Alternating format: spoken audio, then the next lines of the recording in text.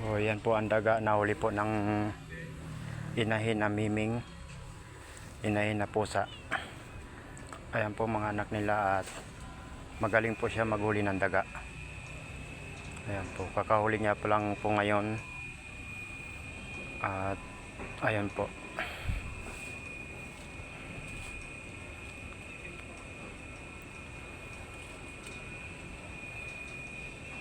Nakahuli po ng daga ang hinay na pusa. Ayan po. Gina-istorbo siya ng mga anak niya.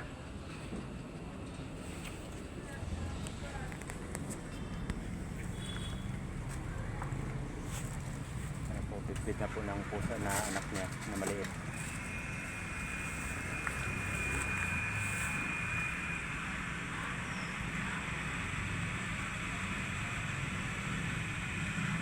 Magaling po yan sa mag-ganong huli ang hinahin na pusa.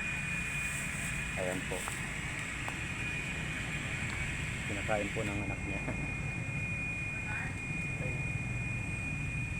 Ginalaruan lang pala. Bagong huli lang po nila yan at nahuli po ng hinahin na pusa.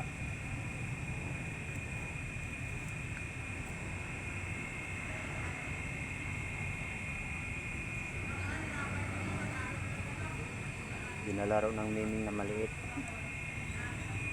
Ayan. Ayan, may isa pang pusa na malaki na inahin.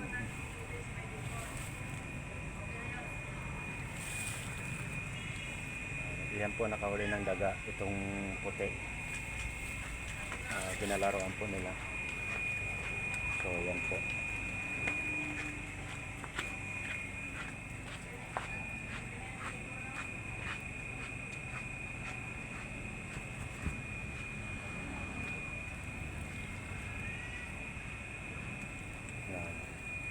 Yan po ang mga anak ng puti. Yan, anak na po ito. Bali, ano po yan, 4 po yan sila. 2 puti. Yan pa.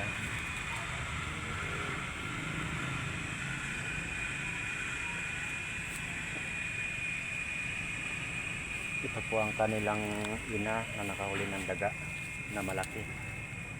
Yan. Ito po yung kanyang anak na yan. 4 po yan sila, iba-ibang kulay. Yan. 4 po ang anak ng puting itong pusa na nakahuli ng daga. So, ang galing po yan maghuli ng